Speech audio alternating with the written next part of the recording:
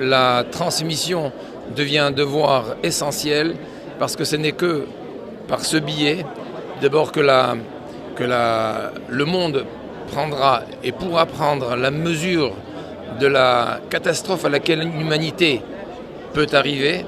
Et par cette transmission, par ces témoignages, il y a d'abord une façon de donner vie à tous ceux qui n'y sont plus, tous ceux qui ont été cruellement assassinés, mais en même temps de faire en sorte à ce que cette mémoire puisse continuer à être transmise, puisque malheureusement les rescapés se font de plus en plus rares et demain nous ne pourrons continuer à commémorer ces événements tragiques que par les témoins des témoins.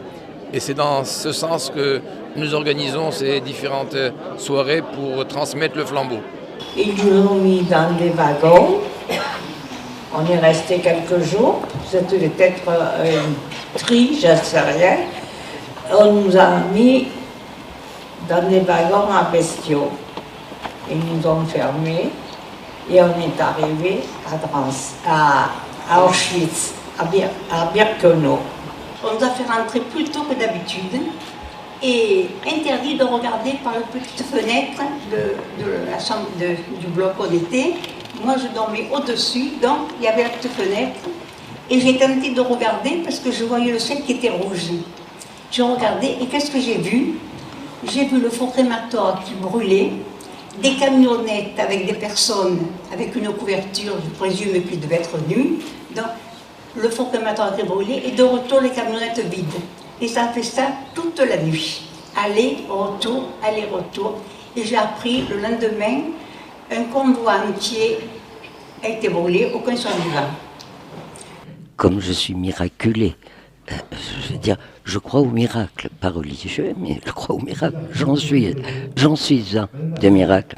Donc ça m'a rendu très très optimiste. Je vois toujours le verre à moitié plein.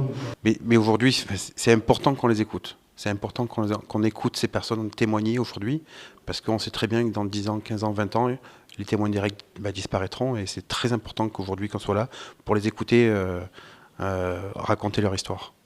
C'est bien qu'un jeune ou une jeune représente les juifs, et c'est important aussi qu'il faut qu'ils se souviennent de ce qui s'est passé, il ne faut jamais oublier, et c'est bien de prendre la parole. Et moi je me suis sentie très bien et d'évacuer tout ça, de parler de ce qui s'est passé, ça m'a fait beaucoup de bien et voilà.